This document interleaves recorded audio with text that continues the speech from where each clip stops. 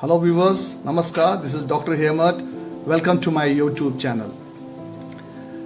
This video is a commentary on the statement made by renowned scientist KL Sundar Krishna from Chennai a few days back.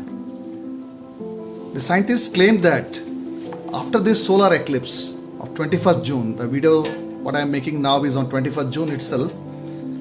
In another 1 hour there will be a solar eclipse. After the solar eclipse, the scientist claims that there could be decrease in the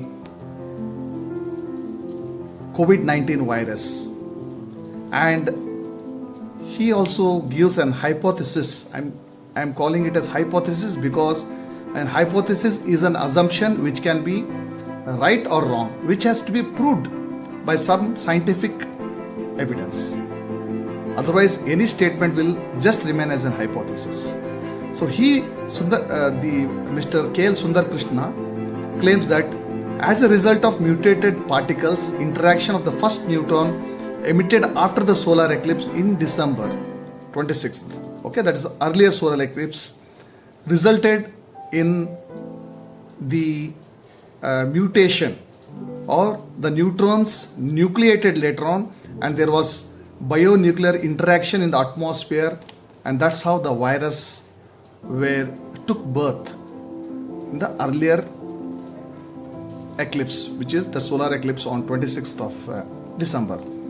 And now this eclipse would initiate a similar reaction in the atmosphere, and that could reduce the virus count or could decrease the effect of COVID on the human beings. Now this is an hypothesis which has to be proved.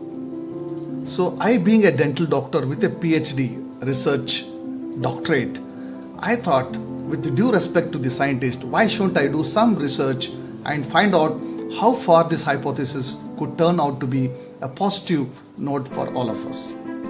When I just found out a few studies of relationship of solar eclipse on microorganisms, I found 2 to 3 articles.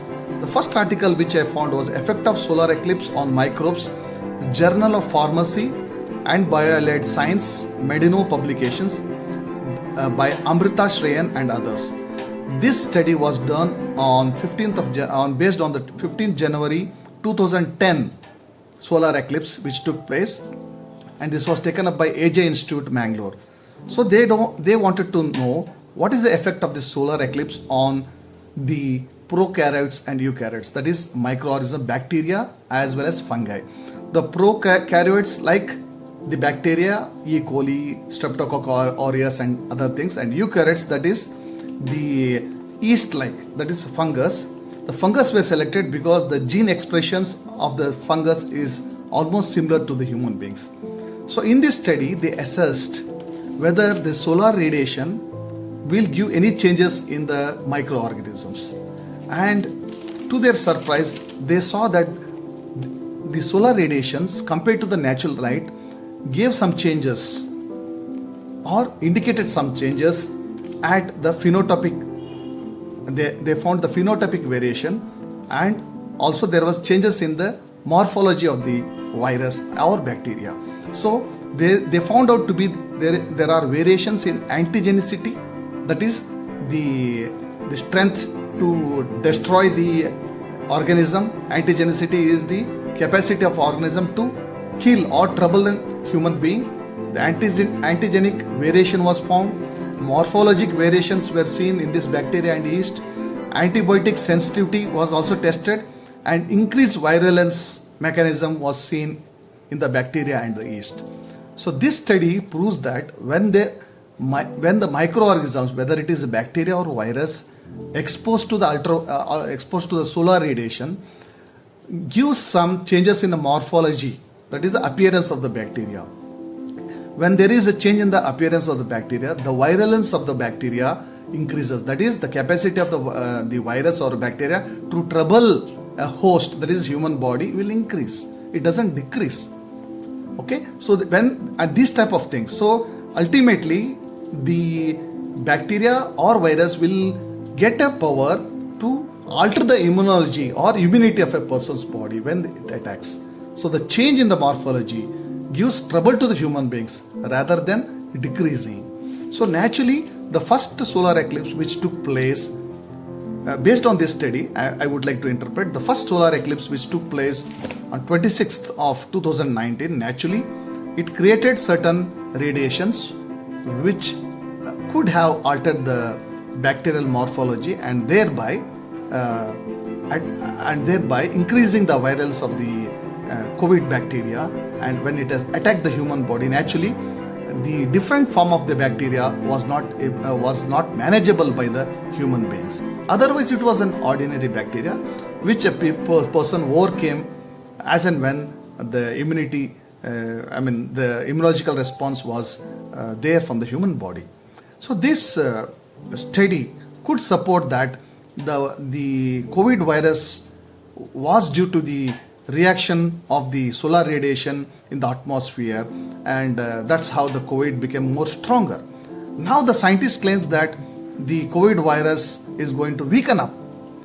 Yes, this could also be a possibility, because now when there is solar radiation, naturally again the morphology will change, and the new morphology which is going to happen now, that could be manageable morphology or manageable part by the human body, or the immunity of human body could be in a position to fight that the COVID virus, which is altered now after this solar eclipse.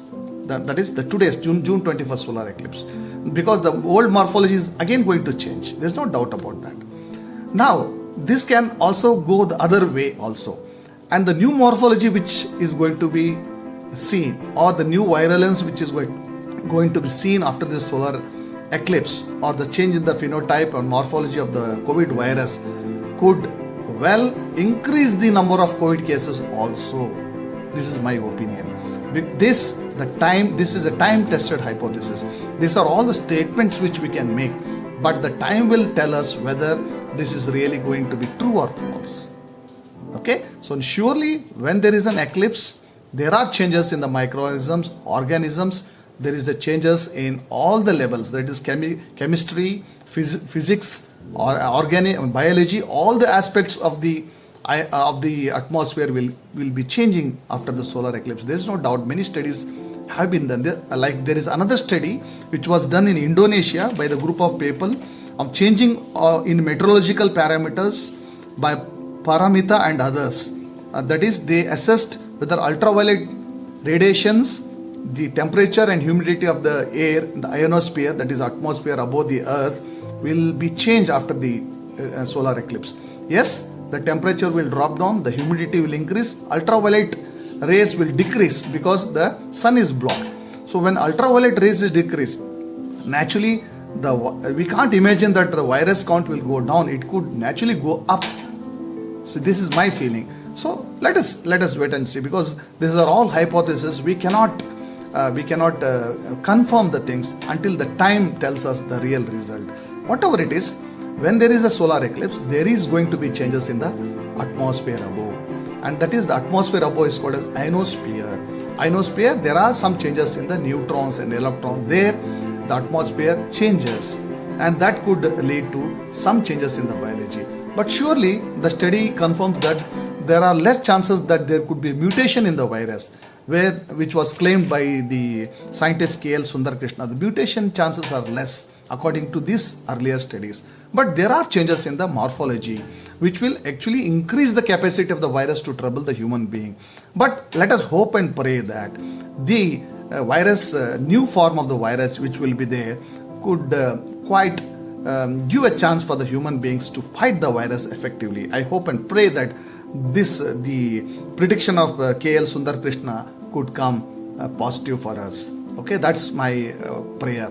So friends, I hope that you enjoyed this analysis about the scientific analysis about how the solar eclipse can affect the outcome of the coronavirus. Thank you for watching, and if you like the video, kindly press the like button, and if you are first visiting my channel for the first time, kindly don't forget to subscribe my channel for more interesting videos like this. Thank you very much for watching. Namaste.